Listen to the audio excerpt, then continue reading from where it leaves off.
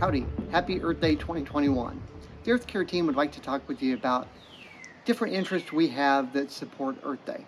I've always been interested in bird watching and identifying birds, so I'd like to talk about bird feeders. But first, native birds have lost a lot of their natural habitat, and putting out native plants to provide shelter and food and places for them to nest helps, and you can also help with bird feeders. There's lots of different types of bird feeders, just like there's different types of birds with their different types of beaks. This is a hopper type feeder. This has black sunflower seed and peanuts. These aren't your roasted salted peanuts, these are raw.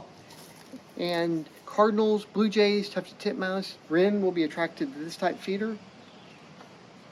We have a cake suet feeder here for mainly woodpeckers and occasionally an orange-crowned warbler or a wren.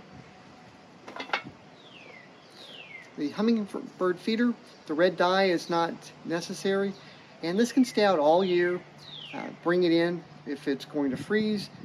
The ruby-throated and black-chinned hummingbirds will enjoy this. We have a column feeder, and it has cracked sunflower seeds and thistles. And this time of year, the pine siskins and American goldfinches will enjoy it. During the summertime, I'll put in just cracked sunflower as well as milo for wrens, chickadees, and tufted titmouses. In the wintertime, this is called a sock feeder, and it has the cracked sunflower seed and thistle for the pine siskins and goldfinches. And then I have a little protection here to keep the squirrels away. This is for mealworms, and bluebirds, cardinals, mockingbirds will come enjoy the mealworms. And for more information, you can go to National Audubon Society or local to find out places to birdwatch at Cornell University. As you can see, we've got a lot of different types of bird feeders for our variety of different birds, and happy birding.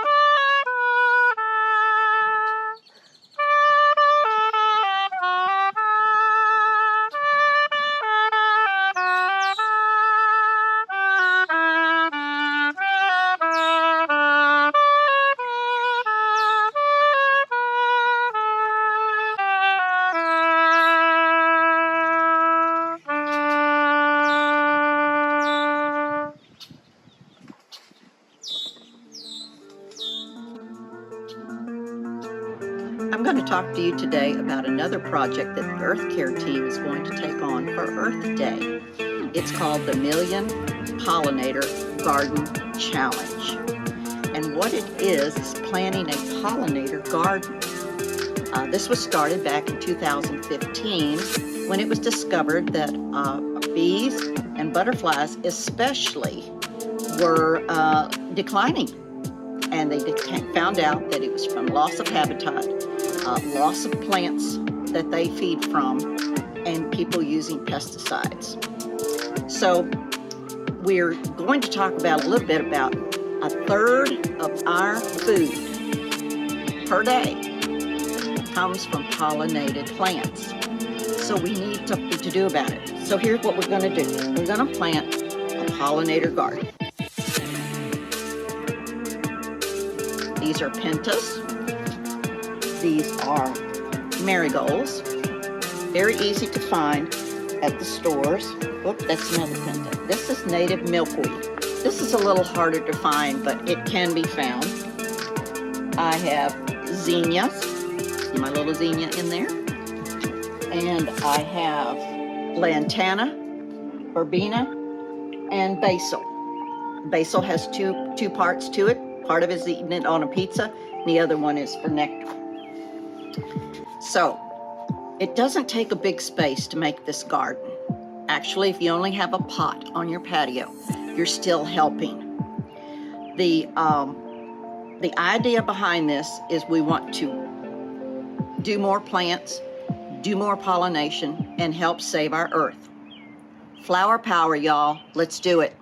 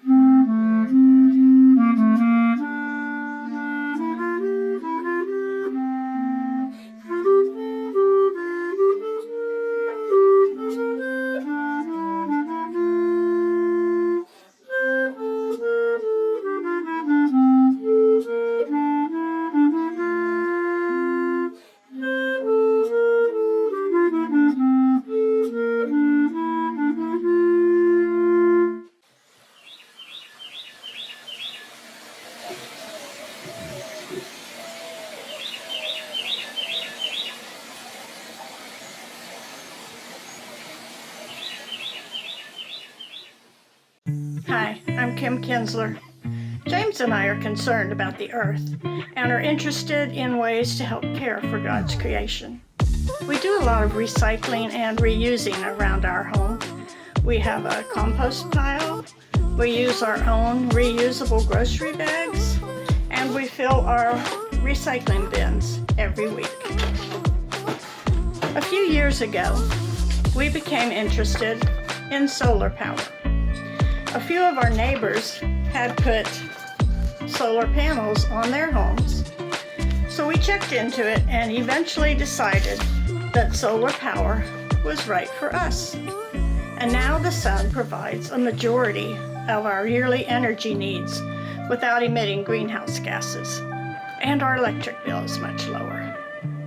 Rooftop solar panels aren't for everyone, but we are happy with ours. And we're happy to do our little bit to help care for God's creation. Bye. Surely the presence of the Lord is in this place. I can feel His mighty power and His grace. I can feel the brush of angels' wings. I see glory on each face. Surely the presence of the Lord is in this place. Surely the presence of the Lord is in this place. I can feel its mighty power and His grace. I can hear the brush of angels' wings. I see glory on each face. Surely the presence of the Lord is in this place.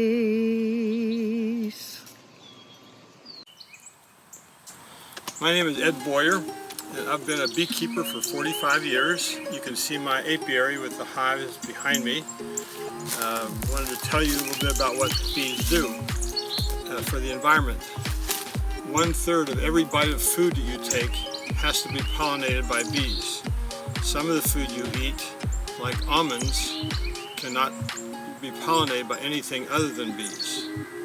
The amount of honey that we consume in the United States, well, only 1/4 of it comes from production of honey in the United States. The rest is from out of the country. So you sort of have to watch when you're getting honey places that might be coming from South America or even worse, China. Most of the beehives in the United States that are used for pollination that are commercially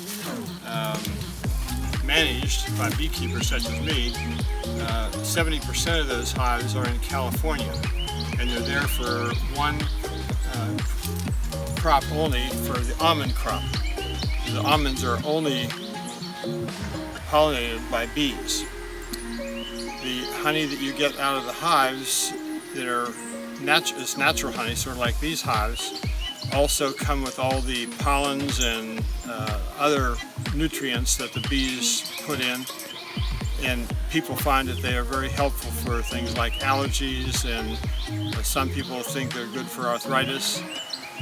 Those features are not available in the commercially available honey that you see in the stores, because they have to be strained so heavily so that they don't crystallize, that it takes out all the nutrients as well.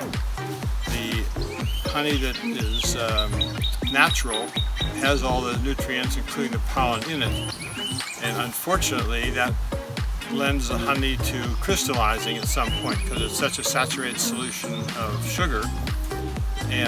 But the problem is alleviated by the fact that you can just warm it on the stove and your honey is back to normal. Honey is the only food in the world that never spoils. So if you're in a market for honey, make sure you get local honey that has all the nutrient value in it as well. Hope you enjoyed this video. If you have questions, you can contact me. Thank you.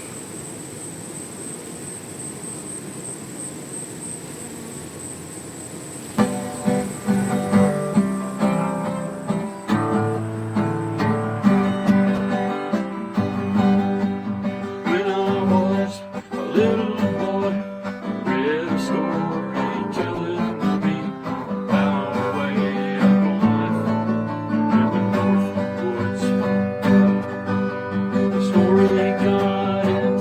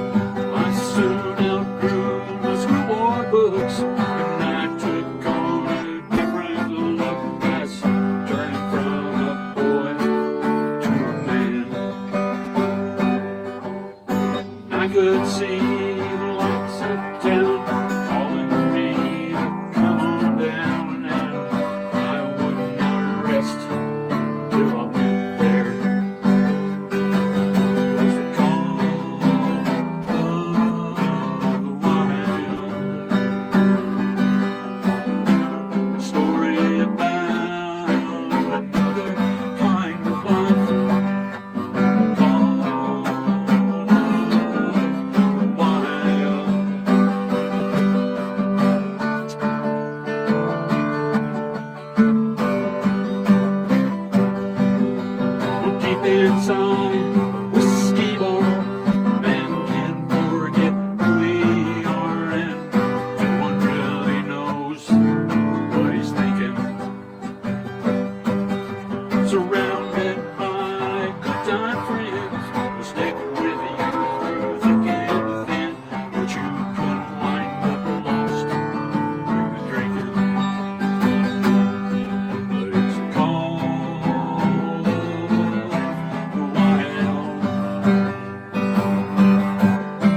A story about another kind of life. A call the wild.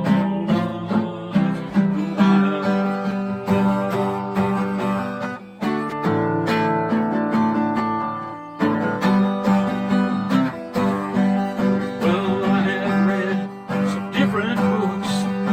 I still had the same old look, and the books tell of a voice in the wilderness. You will think just what you will, but the voices out there crying still.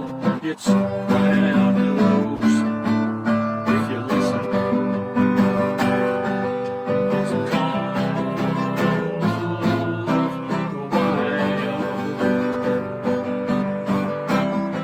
A story about another kind of life. Call of the wild.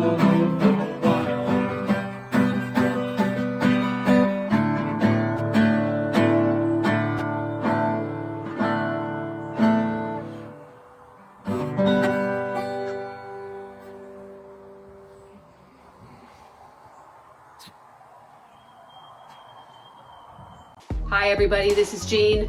I'm a member of the Earth Care team, and for Earth Day we are all doing something to show you what we do to benefit the planet. One of the things that I do is eat a mostly vegetarian diet, and I'm going to make you a terrific green smoothie. It's from this book, Superfood Smoothies by Julie Morris. She's a vegan chef and her recipes are terrific.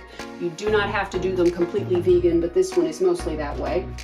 What it calls for is a frozen banana, and make certain when you freeze your bananas to peel them first. Takes a cup of chopped frozen spinach, so just from the bag at H-E-B. Takes a couple of tablespoons of raw cashews, not the salted and roasted ones, but the raw ones. A couple tablespoons of mint leaves. A cup of milk. I use skim milk. The recipe says rice milk. Pick whatever you like. A cup or a quarter cup of coconut water. You can just use regular tap water. Tablespoon and a half of cacao or cocoa nibs, and these are the kind of little bitter, really crunchy things. You'll see them sometimes in recipes. And then a half teaspoon of vanilla. And you just dump it all in the blender and blend it up, and you have a minty delight. You want to blend it till it's nice and smooth. You might see some little flecks of the cacao in there, but that is fine. Pour it out, and it's this pretty green color, and it's delicious. Very refreshing. You don't taste really the spinach. You get a little sweetness from the banana, chocolate, the mint. It's like that mint chocolate ice cream. For the Earth Day celebration, the Earth Care team asked me to talk about rain barrels. And rain barrels are usually attached to the downspout of your house. And when it rains, it fills up the barrel. And if it continues to rain, the rain will just continue to go through the downspout the way it normally does. It takes an amazingly small amount of rain to fill a rain barrel, so it seems like every time you want to use the rain barrel, there's always water in there. To use your rain barrel, it's got to be slightly elevated so the water will drain out. It's great for watering your vegetable or flower gardens because the water pressure here is a lot lower than the one you have at your house. So it's good for those younger plants. And also, it can be the showcase of your garden. Do you notice the two we have here at the church, the blue one here and the green one over there, make great displays. Or you could camouflage the rain barrel and blend it into the surroundings, like the third rain barrel we have here at the church. Rain barrels are a simple way to conserve water at your house. If you use it regularly, you can save up to 1,000 gallons a year. So get your rain barrel today. Now you can get them at local hardware stores or online, but I got mine through a workshop sponsored by the Galveston Bay Foundation. And the workshop's about an hour long, and it goes through a lot more detail on how to set up your rain barrel and how to use it. And it includes in your registration a rain barrel and an installation kit. So it's a great deal. So get your rain barrel today.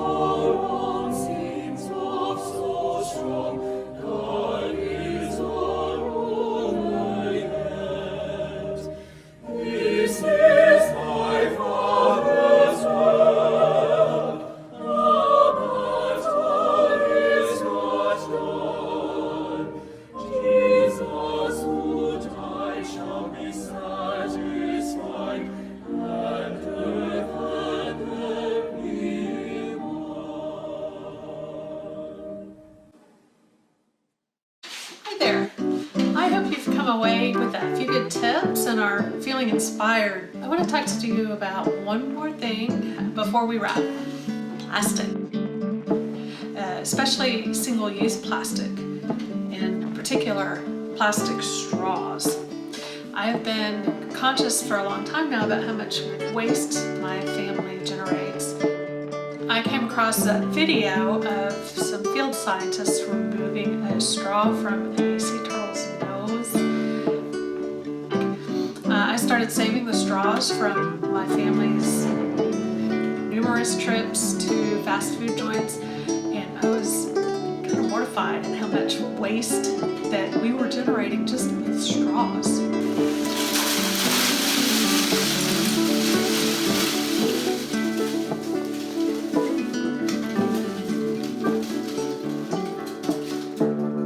We began to search for reusable straws that we liked, various different kinds, and we were asking the vendors to keep theirs. But let me tell you, it is a process. We had to remember our straws, of course, when we went out, and it's surprisingly difficult to get the people in the drive-through window, and especially servers in restaurants, to keep their straws. They really want you to have the straws. So I encourage you to get the word out. When you go out to eat, tell your server you don't want a straw. Maybe even refer them to this video. Just look up sea turtle straw on YouTube.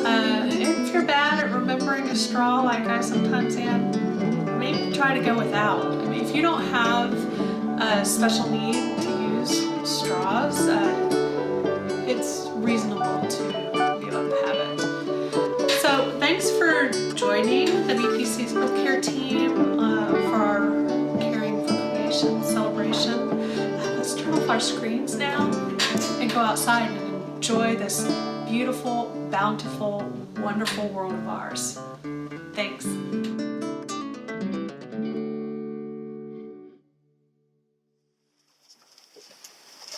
Hacerlo hay que hacerlo sin lástima eso. No, ese no podemos ver. Ahora. Oh man. Show me please. I want to.